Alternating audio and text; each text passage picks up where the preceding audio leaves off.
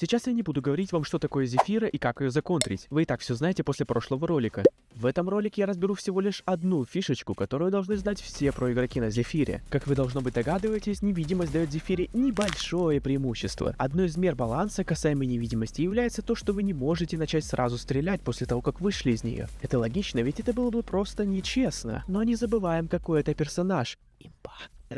Поэтому вы можете частично обойти это ограничение. В Фрагпанке есть поджигатель, дымовик, светлячок и бластер. И только у них нету анимации смены оружия. Если вы не понимаете, насколько это сильно, то я скажу. При выходе из невидимости используется та самая анимация смены оружия. А значит, теперь враг, когда видит, что мы находимся рядом, должен предполагать то, что мы можем атаковать также и из дальнего боя. И знаете, что мне стало интересно? Сколько кадров у противника будет, чтобы среагировать на нас? Вот самая слабая, как по мне, версия. У нас пистолет-бластер. Как только мы выходим из невидимости, сразу используем гранату. У противника есть куча времени, чтобы увернуться. Это почти то же самое, как если бы мы просто бросили гранату из-за стены. Конечно, такую ситуацию сложно исполнить, но давайте перейдем к самому интересному.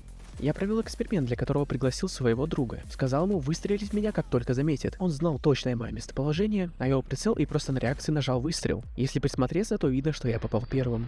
Давайте посмотрим, сколько от его взгляда было кадров, чтобы среагировать. Вот столько. Раз, два, 3, 4, 5, 6, 7. Только сейчас нормально видно.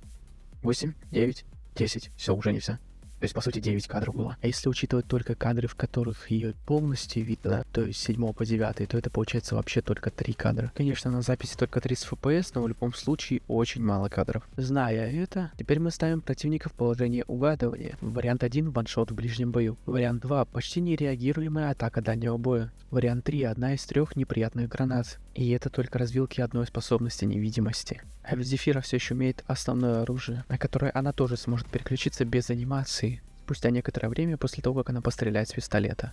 Смотри один из двух вот этих видосов и подпишись на канал.